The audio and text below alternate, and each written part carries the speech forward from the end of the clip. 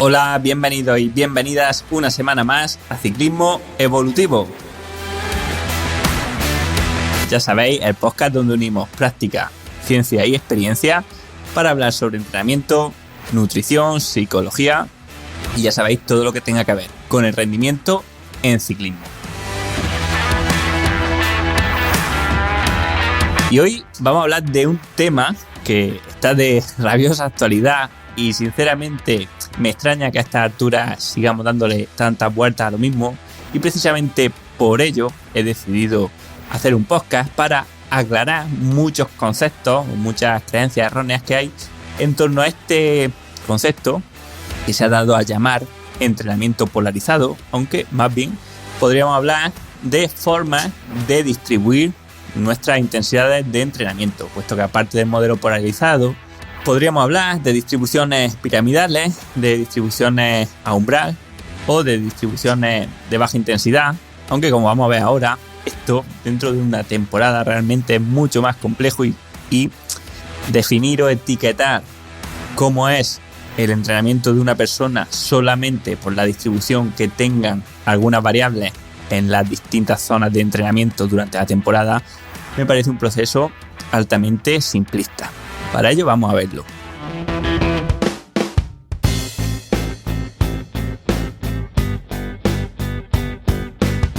Para empezar, creo que tendríamos que definir algunos conceptos, aunque muchos ya los sepáis de memoria, pero bueno, para que quede claro de lo que estamos hablando, vamos a partir de que dentro de las intensidades a las que podemos ejercitarnos, desde el reposo hasta el esfuerzo máximo, si hiciésemos un test incremental, podemos sacar diferentes zonas de entrenamiento. Creo que todos habréis oído hablar del modelo de 7 zonas de Andrew Kogan, que fue el más famoso por potencia, 5 zonas en el caso de frecuencia cardíaca, y podríamos hablar de un modelo de simplemente 3 zonas para hacerlo lo más fácil posible, y lo que se haría sería superponer estas 3 zonas cuánto tiempo hemos pasado en cada una de ellas en las diferentes variables. La primera zona sería lo que consideramos ejercicios de baja intensidad, que sería, fijaros qué amplio, desde el reposo o desde el pedaleo súper ligero hasta el primer umbral, ¿vale? Y este concepto de primer umbral, aunque es diferente según el parámetro que midamos, incluso podríamos cuestionarlo, vamos a decir que en potencia lo podemos encontrar aproximadamente, ¿vale? Con muchas comillas, al 80-85% del FTP, ¿vale? O sea, una intensidad que podemos mantener aproximadamente también, con un amplio margen de error, vamos a decir unas 3 horas de media. Luego tendríamos la zona 2, que es la zona interumbrales, que iría desde este hito, desde este primer umbral, hasta el segundo umbral, que para simplificarlo, vamos a decir que es el FTP, ¿vale? O segundo umbral de lactato, etcétera. Estaremos hablando de aproximadamente el 91% de la frecuencia aeróbica máxima, arriba o abajo, obviamente, ¿vale? Pero para que sepamos un poco dónde nos estamos colocando, ¿vale? En pulsaciones y en vatios, potencia que podemos mantener aproximadamente 1 hora. Y la zona 3 iría desde este hito, desde este segundo umbral, hasta el agotamiento. Todos los esfuerzos que hagamos a intensidades superiores a ella entrarían dentro de esta zona. Dicho esto, vemos que se proponen diferentes modelos con diferentes nombres que se van a caracterizar por diferentes distribuciones del tiempo pasado en estas zonas. Así, si el entrenamiento polarizado de manual hablaría de un 80-0-20, o sea, entre comillas y esperar un poco, ¿vale? Pero 80% en la zona 1, 0% entre umbrales y 20% por encima de umbral. Otras distribuciones como el piramidal hablarían de algo un poco diferente, por ejemplo de un 70-20-10, ¿vale? O sea, con más tiempo en la zona 2 que en la zona 3, o sea, en la zona interumbrales que en la zona de alta intensidad. Y luego, por ejemplo, modelos tipo umbral que nos hablarían de pasar la mayor parte del entrenamiento en la zona 2, la zona de interumbrales, ¿vale? Podríamos hablar de, por ejemplo, ¿vale? Y siempre con mucho margen de error, de un 50-50-0 o 40-50-10 o 40-60-0, más o menos. Bueno, no os liéis con esto porque, o sea, conforme lo estoy diciendo, yo creo que ya estáis viendo todas las limitaciones que tiene este debate si lo enfocamos así, que es como creo que se está enfocando ahora mismo y donde no tenemos que perdernos. Porque, para empezar, lo primero que deberíamos decir es que tenemos que aclararnos en qué variable es la que estamos midiendo al comparar estos tipos de distribuciones.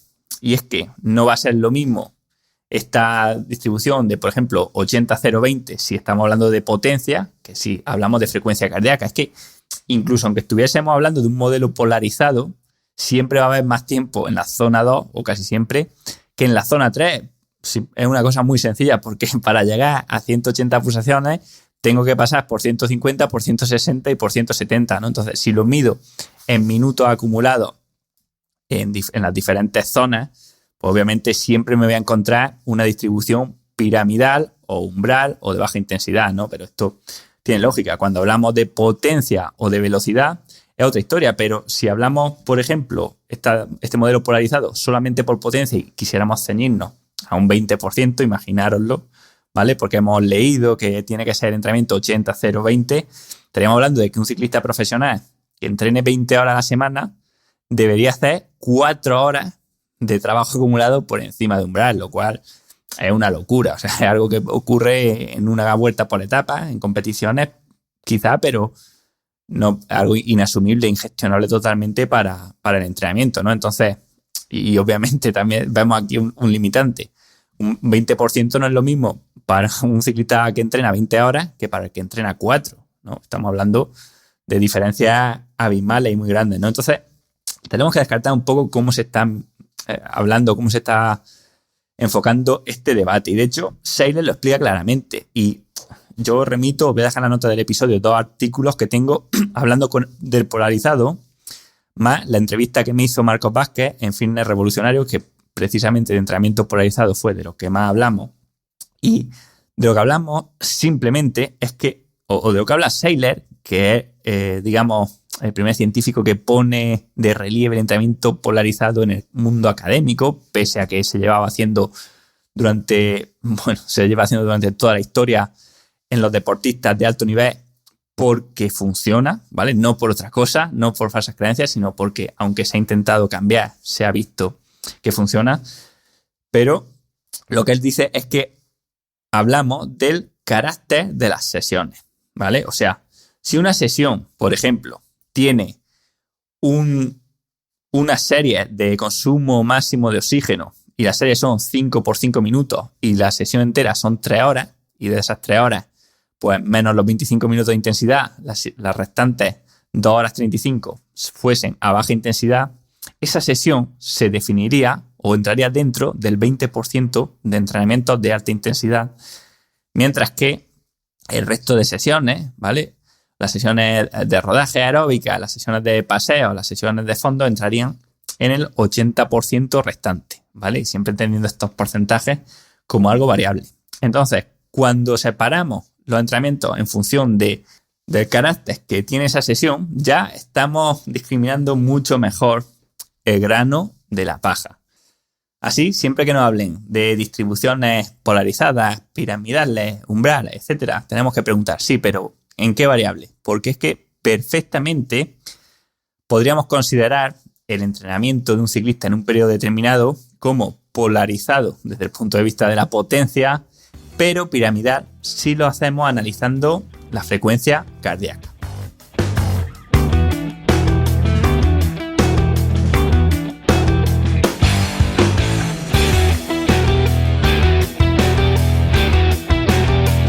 Pero, además, como sé que muchos os estaréis dando cuenta, en realidad este 80-20 engloba otras fuentes de ruido, de error bastante grandes.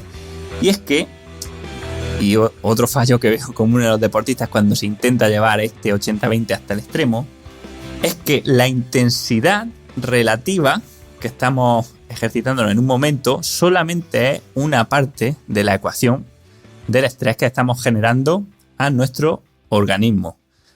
Acumular, por ejemplo, 2 horas de trabajo por encima del segundo umbral en base a hacer 20 minutos cada día durante 6 días no es lo mismo que hacerlo en 2 días de 1 hora. Y por supuesto, damos por hecho que tampoco va a ser lo mismo si estoy trabajando a un 110% de mi umbral, o sea que estoy un poco por encima de umbral, que si estoy haciéndolo en base a microintervalos o sería Wingate, que esté trabajando un 200% de mi umbral o que esté realizando trabajo de fuerza. Por tanto, este modelo pues, al final es algo que puede servirnos a nivel científico, pero que a la hora de llevarlo a cabo es muy de filtro muy grueso, ¿no? Y no nos encaja, ¿no? Lo mismo ocurriría con la baja intensidad. No podemos meter en el mismo saco entrenamientos que son de paseo o rodaje en zona 1 que días de 4, 5, 6 horas, que sí que obviamente están realizadas por debajo del primer umbral, pero cuando haces 6 horas, aunque no te estés pasando de umbral, la fatiga es altísima. Entonces, mi propuesta o lo que yo decía en este artículo que hice hace 3 años y que sigo manteniendo y cada vez más es que no tenemos que ver el entrenamiento polarizado como cómo estoy distribuyendo las intensidades en vatios o en pulsos, en qué porcentaje estoy encajando, sino como un concepto diferente que nos dice que los entrenamientos han de ser o muy suaves o muy duros, ¿vale? O días que estimulo, que estreso al cuerpo, que genero un daño en el organismo que obliga a este a adaptarse, a hacerse más fuerte para que cuando repita yo este mismo daño o uno más fuerte pueda gestionarlo con suficientes capacidades y sin sufrir tanto cambio. Y, por otro lado, permitir los suficientes días de descanso para eliminar la fatiga que estos entrenamientos nos han dejado y ser capaces de volver a crear un entrenamiento, un impacto tan intenso que siga estimulando positivamente, o sea, que sigamos aumentando la carga de entrenamiento para ser capaces de seguir estimulando cada vez más.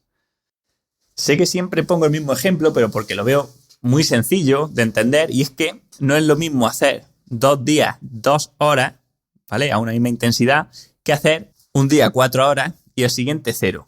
¿Por qué? Porque cuando uno está entrenado, la única forma de seguir mejorando es darle al organismo estímulos lo suficientemente fuertes para generar esta respuesta de adaptación.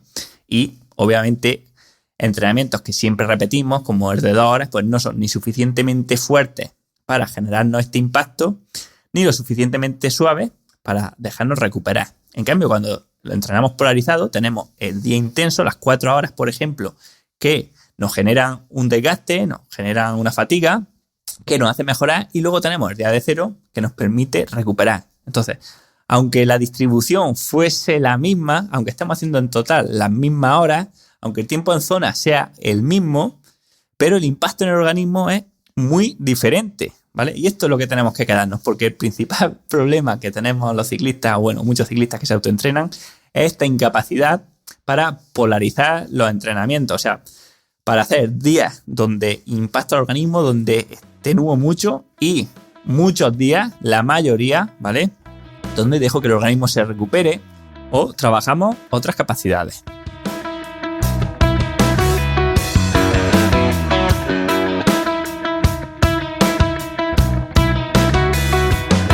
Bien, si hasta aquí lo tenemos claro, pues como decía, este debate de si el entrenamiento polarizado es óptimo o no es óptimo, como muchos sabréis, ha surgido porque se han publicado, o se van a publicar, que todavía no están publicados, a la vez 2 artículos sobre el entrenamiento polarizado. Uno está firmado por Carl Foster, Arturo Casado, Steven Lenao o Stephen Seiler. Dice que el entrenamiento polarizado es óptimo para los deportistas de resistencia, de endurance. Y el otro artículo, que está firmado por Mark Brantley y Andrew Jones, dice que el entrenamiento polarizado no es óptimo para el deportista de resistencia. Y parece que se van a basar pues, un poco en las distribuciones, lo que hemos dicho al principio, en los modelos de distribución de entrenamiento.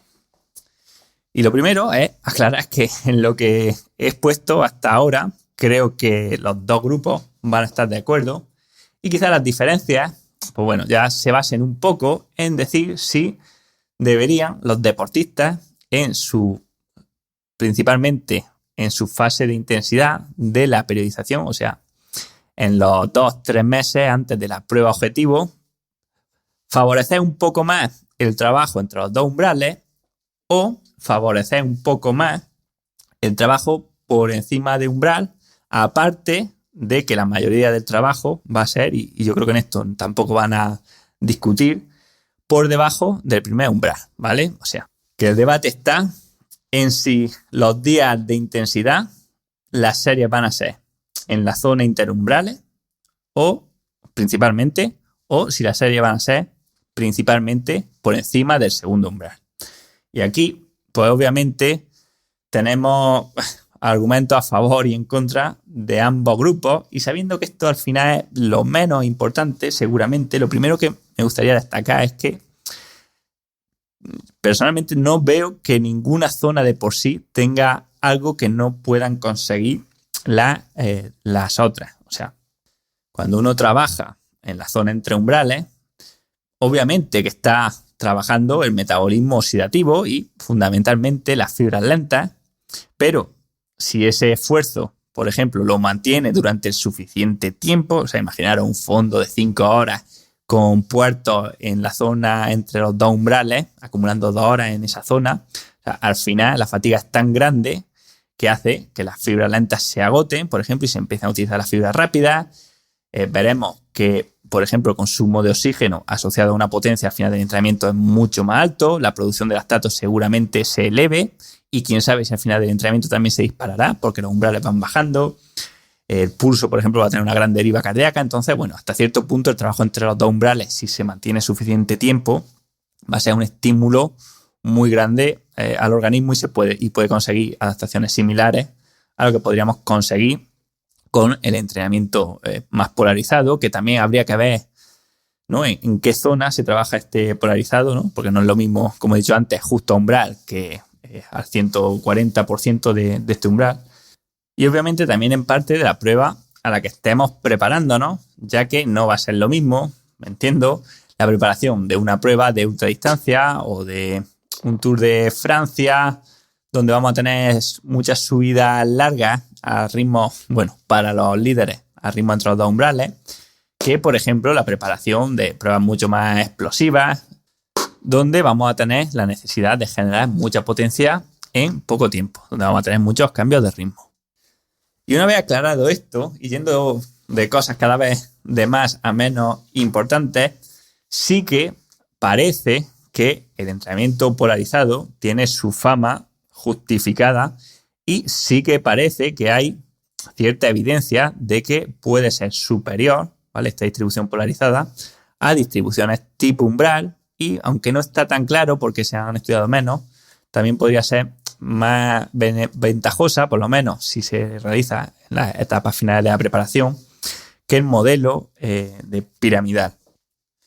Y es que, aunque hay poco y es muy difícil aislar variables, sí que la mayoría de artículos científicos, como los 4 que os muestro en el artículo que os dejo las notas del episodio, y principalmente el de Stoll, que lo veo el más fácil o el más interesante, sí que parecen mostrar que el entrenamiento polarizado consigue más mejoras que los deportistas que entrenan de un modelo de umbral, un modelo de solamente alta intensidad o un modelo de solamente baja intensidad. El problema es que aquí no se compara con la distribución piramidal.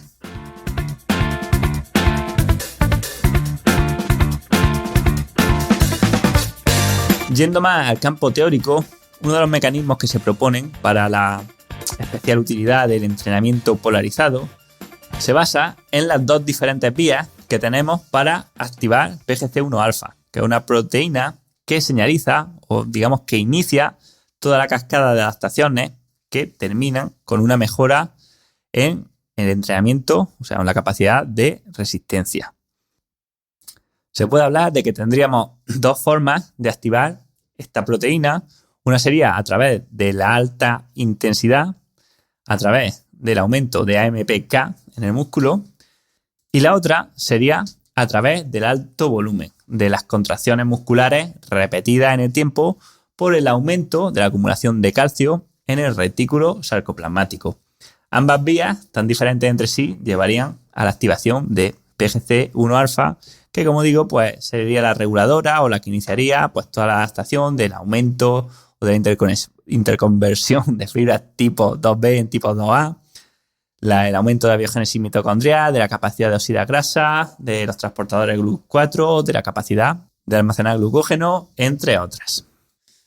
Pero en realidad esto es un poco reducir hasta el extremo la fisiología, puesto que no es algo tan simple como si hago esto ocurre o activo PGC1 alfa y si no lo hago no lo activo. Y de hecho, en principio el entrenamiento entre los dos umbrales también va a activar esta proteína por la vía del calcio, del aumento de calcio seguro, o sea, por la vía del volumen. Sí que creo, y bueno, esto puede ser un poco valoración personal, pero por lo que he leído, que el entrenamiento polarizado sí que podría ser el óptimo para conseguir las mejores adaptaciones o las máximas adaptaciones con menor fatiga acumulada que, por ejemplo, cuando metemos más trabajo a umbral o más trabajo entre los dos umbrales. O sea, sí que creo que es factible pensar que trabajando pocos minutos a muy alta intensidad a la semana generemos menos fatiga que trabajando durante muchísimo más tiempo a intensidades relativamente intermedias, ¿no? Y quizá por esto es por lo que antiguamente se llamaba esta zona entre los dos umbrales tierra de nadie, ¿no? No porque no se mejore, sino porque la fatiga que se acumula quizás sea demasiado alta para el beneficio que podríamos conseguir. Pero esto también va a depender, aparte del deportista, de la temporada en que estemos compitiendo o que estemos realizando, porque obviamente cuando hablamos de ciclistas profesionales, ¿no? O ciclistas sub-23 que compiten un montón de carreras al año, o sea, lo último que deberíamos hacer seguramente, sobre todo en temporada de competiciones, es seguir metiendo trabajo por encima del segundo umbral porque están sobreentrenados, o sea, la carga de trabajo por encima del segundo umbral en una competición es altísima. O sea, las competiciones al final, si se caracterizan por algo es por la intensidad. En cuanto al volumen, en muchos días de fondo gastamos mucho más kilojulios que en una competición típica de ciclismo, ¿vale? De ciclismo de carretera y que no decir ya si hablamos de mountain bike, me da igual si hablamos de medias maratones, de rally o incluso de maratones. Otra cosa ya, vale, a partir ya de las ultramaratones, sí que podríamos hablar de que no estamos trabajando tanto de intensidad, pero incluso en las maratones, al final el trabajo que estamos realizando por encima del segundo umbral y el tiempo que pasamos a frecuencias cardíacas casi máximas o cercanas al máximo es muy alto y estamos hablando de muchas veces de más del 50% de la prueba. Por tanto, creo que en casos así, por ejemplo, tiene mucho más sentido distribuciones ya no piramidales, sino incluso distribuciones de baja intensidad o de trabajos de baja intensidad y entre los dos umbrales, porque es el único trabajo que podemos meter al deportista entre competiciones sin sobreentrenarlo, porque o sea, la carga que lleva de alta intensidad después de correr una vuelta por etapas, por ejemplo, es tan alta que no podemos seguir metiendo series, lo llevaríamos al sobreentrenamiento, ¿no? Entonces, según el caso, ¿vale? Ya vemos, según cada casuística, uno u otro modelo funcionaría mejor, pero siempre partiendo de la base de que esto sería, digamos, lo menos importante, porque una cosa ya, para terminar el podcast, que es fundamental, o sea que por encima de la intensidad a la que estamos trabajando es el carácter que estamos, o sea, el objetivo de la sesión y el carácter que estamos imprimiendo en el deportista, o sea, si estamos estimulando, o sea, si queremos regenerar, si queremos mantener, o si queremos estimular, o si queremos ir a destrozar al organismo, ¿no? O sea, y en base a eso, en base a lo que queremos hacer con esa sesión de carga, de estímulo al deportista, en base a eso, después ya podemos pensar en qué vía lo vamos a hacer, pero que se nos vaya de la cabeza ese pensamiento que tenemos ahora, ¿no? De que, bueno, de que no, si es por debajo del primer umbral, da igual que sean 5 horas, que eso es suave, y si es por encima, aunque sean 10 sprints de 5 segundos, ya es por encima y ya eso genera fatiga. No. Tenemos que verlo con, digamos, con un zoom out, o sea, ver todo el bosque y ver primero lo importante. Lo importante es cuánto estímulo estoy generando al organismo del deportista, porque al final, o sea, y esto también es importante que lo tengamos claro, ¿vale? Y pese a lo que nos quieran hacer creer, nuestros cuerpos no entienden de modelos de distribución de entrenamiento, de polarizado, de piramidal, de tiempo en zonas, ni historias, nada. Lo que entendemos, o sea, lo que entiende nuestro cuerpo es de estímulos. Y es verdad que los estímulos pueden ser más grandes o más pequeños y pueden ser de un tipo o de otro. Y por supuesto que habrá estímulos de trabajo de muy alta intensidad o de fuerza y estímulos de resistencia, pero siempre lo más importante es controlar, o sea, la clave del entrenamiento es controlar el grado de estímulo que estamos generando en el deportista. Eso es lo fundamental. Lo demás son cosas que dejaremos para debates más académicos o filosóficos que metodológicos. Para terminar, deciros que si os ha gustado el episodio y os habéis quedado con las ganas de profundizar un poco más, en ciclismoevolutivo.com hay varios cursos que os pueden ayudar a despejar todas vuestras dudas y a llevar todo esto a la práctica. Y principalmente os diría dos. Uno, el curso de diseño de intervalos, donde vamos a ver cómo hacer las sesiones de intensidad en función de qué capacidad queramos trabajar, siempre partiendo de esta premisa de que lo importante fundamentalmente es la dosis de entrenamiento, el estímulo, y el curso de periodización, donde vamos a ver cómo encajar todas estas piezas durante la semana, cuándo recuperar, cuándo estimular, cómo hacerlo durante los microciclos, macrociclos o mesociclos. Así que si queréis echarle un vistazo por lo menos a las reseñas que nos han dejado los antiguos alumnos, vais a ver que difícilmente podrían ser mejores. También deciros que tenéis soporte para dudas y preguntas que tengáis sobre cualquier contenido del curso. Y también que si queréis seguir estando informados sobre todo el contenido que vaya publicando, que vaya leyendo, que vaya viendo y que creáis interesante para vosotros, pues tenéis el grupo gratuito de Telegram, donde lo voy colgando todo, donde tenéis un montón de información, podéis ver también todo lo que he colgado en el pasado. Y deciros que si os ha gustado el podcast, pues que me ayudaríais mucho si lo compartís con vuestros amigos o amigas, con la grupeta o por redes sociales. Y así, hasta aquí el episodio de hoy. Yo soy Manu Sol Arjona y esto ha sido Ciclismo Evolutivo. Nos escuchamos la semana que viene.